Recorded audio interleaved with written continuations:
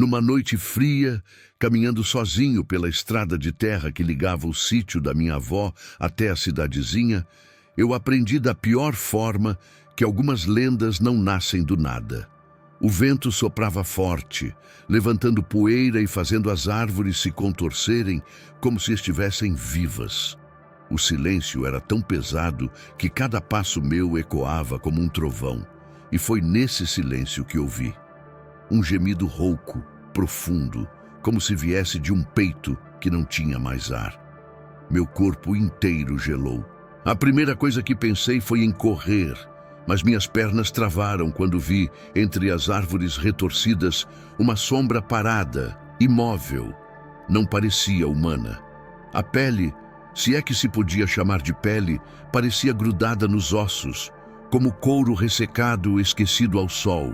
Os olhos eram apenas buracos escuros, fundos, e a boca se abriu em um sorriso impossível, revelando dentes amarelados, quebrados, como se nunca tivessem conhecido carne fresca. Tentei me convencer de que era apenas alguém do vilarejo, talvez um morador de rua, mas cada detalhe daquele corpo dizia o contrário. Ele não respirava, não piscava, não se movia como uma pessoa. Apenas permanecia ali, parado, como se esperasse por mim. Quando finalmente consegui dar um passo para trás, o chão pareceu engolir o som. Foi então que ouvi a voz. Não saía da boca da coisa, mas ecoava direto dentro da minha cabeça, como um sussurro que arranhava meus pensamentos. Ninguém reza por mim. Ninguém reza por mim. O ar ficou mais pesado. Meu peito ardia como se faltasse oxigênio, e eu percebi que quanto mais eu tentava respirar, mais aquele ser parecia se alimentar da minha agonia. Lembrei das histórias que minha avó contava, e aquele ser que estava em mim não podia ser nada menos que o corpo seco. Dizia-se que o corpo seco era o espírito de um homem tão cruel em vida que nem o céu, nem o inferno o aceitaram. Rejeitado pela terra, condenado a vagar sem descanso, castigando quem tivesse a desgraça de cruzar seu caminho. Naquele momento, não era mais lenda, era real. Minhas mãos tremiam. Olhei para a estrada escura atrás de mim e para o ser parado diante das árvores. Eu sabia que se corresse, ele me seguiria, mas se ficasse, algo pior aconteceria. Foi quando percebi. O corpo seco havia começado a se mover. Os movimentos eram lentos, quase quebrados, como se os ossos estalassem a cada passo. O corpo seco saiu da sombra e veio para a estrada, e só então percebi o fedor que ele carregava, cheiro de terra misturado à carne apodrecida. Tive uma sensação nauseante e precisei me segurar para não vomitar. Seus braços magros, esticados, tremiam como galhos secos prestes a se partir. Mas os olhos, aqueles buracos escuros, estavam cravados em mim, me consumindo como se sugassem minha alma. Sem pensar, virei e corri pela estrada de terra, os pés levantando poeira, o coração martelando no peito. Eu ouvia atrás de mim os passos arrastados, arranhando o chão, como se unhas enormes rasgassem a terra a cada movimento. E quanto mais eu corria, mais a voz invadia minha mente, repetindo sem parar: ninguém reza por mim, ninguém reza por mim. Até quase enlouquecer. A estrada parecia interminável.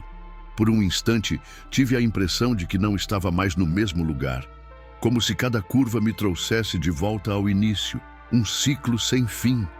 A lua desapareceu atrás das nuvens, mergulhando tudo em escuridão, e nesse breu eu senti. Algo frio roçou minhas costas. O corpo seco estava perto, muito perto. Caí de joelhos na estrada, arranhando as mãos na terra seca. O desespero me sufocava. Quando olhei por cima do ombro, ele já estava ali, a menos de um braço de distância. O corpo seco se inclinou sobre mim, e seus dedos finos, duros como ossos, roçaram meu ombro. O toque queimava como ferro em brasa e senti a pele se abrir em bolhas. A dor me fez gritar, mas meu grito ecoou fraco, como se o ar estivesse sendo roubado da minha garganta.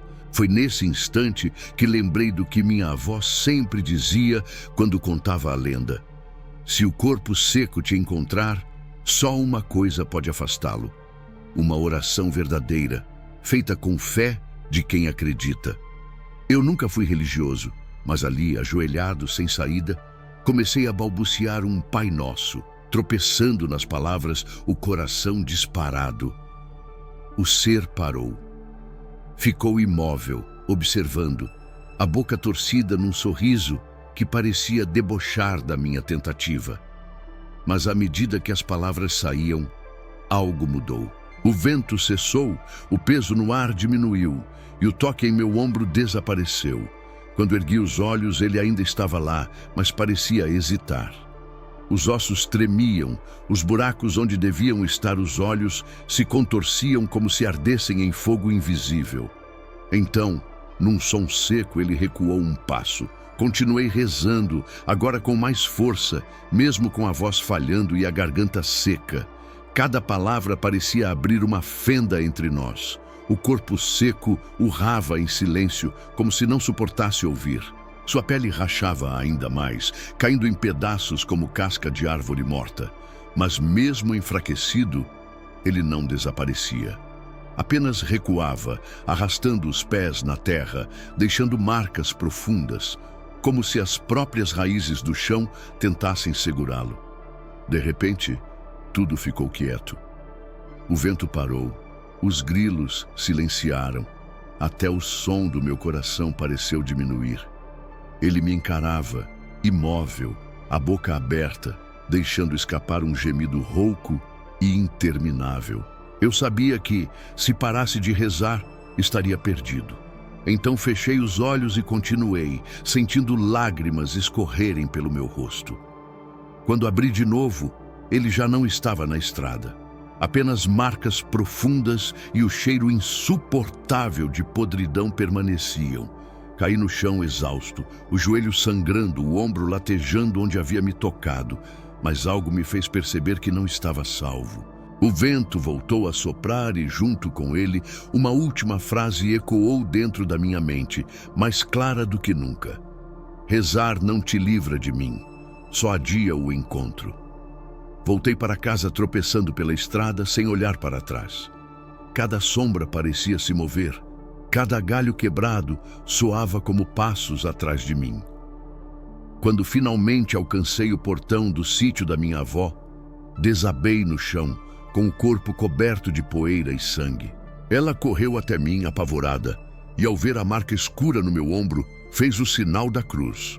Não precisou perguntar nada, só murmurou: "Ele te encontrou."